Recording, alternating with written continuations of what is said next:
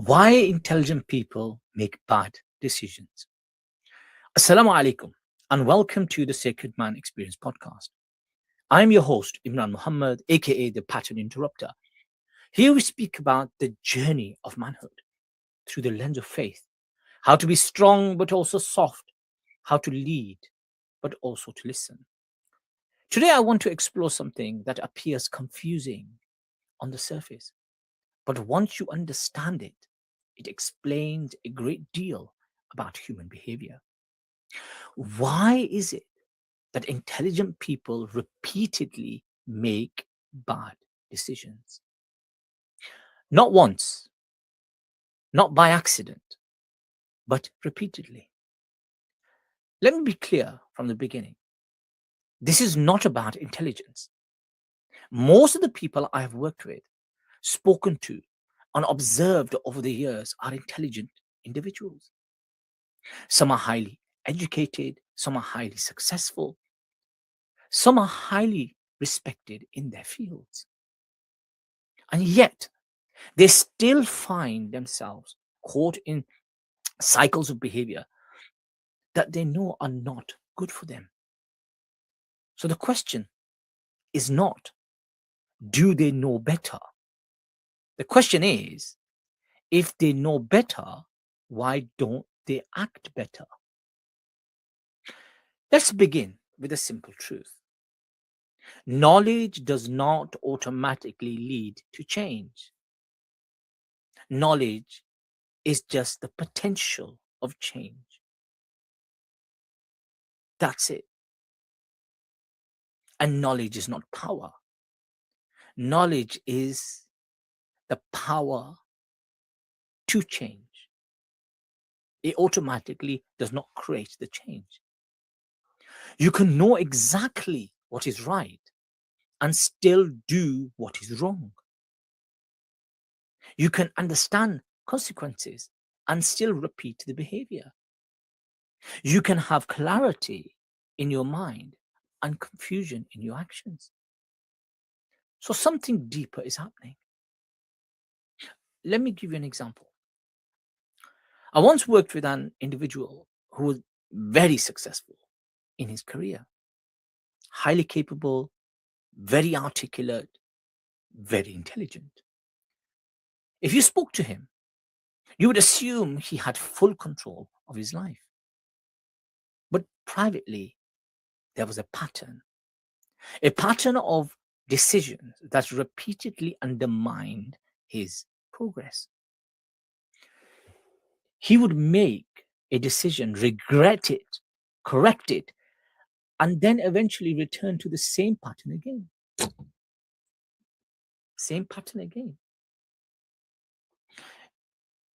It wasn't lack of understanding. It was something else. And when we begin to explore it, what became clear was this. His decisions were not being driven by logic. They were being driven by emotion. And more particularly and specifically by short-term emotional relief. Now, this is something very important to understand. Human beings are not primarily logical creatures. We like to think we are. We like to believe we make rational decisions based on facts and outcomes. In reality, most decisions are influenced by what will reduce comfort in the moment, not what is best in the long term. So when someone is anxious, they seek relief. When someone is stressed, they seek escape. When someone is insecure, they seek validation. And when someone is overwhelmed, they seek avoidance.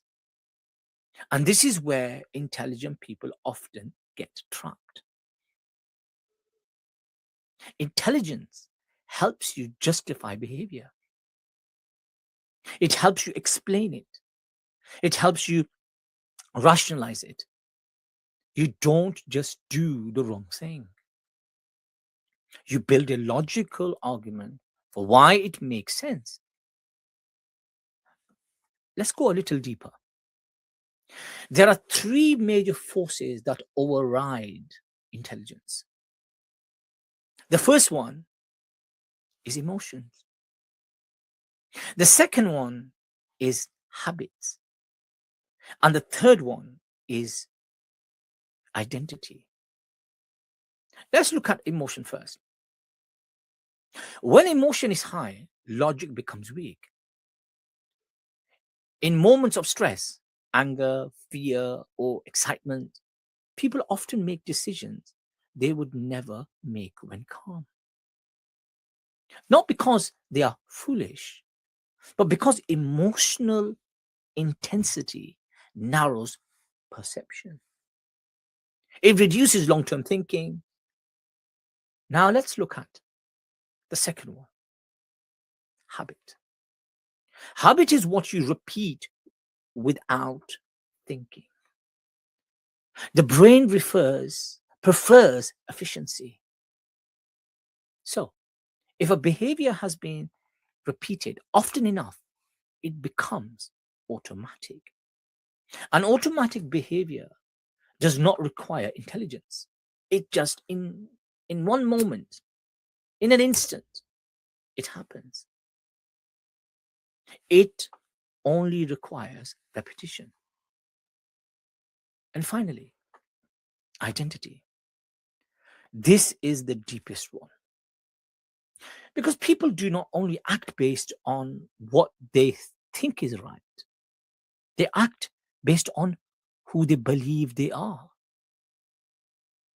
If someone sees themselves as, I am someone who always helps people, for example, they may say yes to things they should refuse. If someone sees themselves as, I am someone who handles everything alone, they may avoid asking for help even when they need it. If someone sees themselves as, I am someone who never fails, they may avoid risks that could lead to growth. So now we begin to see the pattern. Bad decisions are not always bad decisions in the mind of the person making them. They are often emotionally logical, habitually automatic, or identity consistent. Let me bring this back to real life.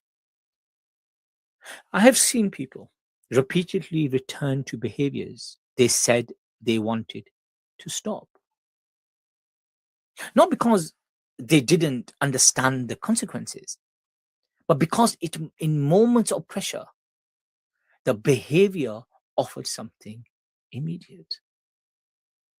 And what was that? It could have been relief, it could have been comfort, it could have been escape, it could have been familiarity.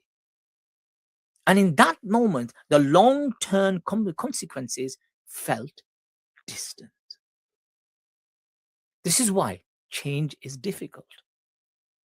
Because knowing is not the problem. Choosing differently in the moment is the biggest challenge. Now, let's be very practical. If you want to understand your own decisions, ask yourself three questions. Ask them and be sincere.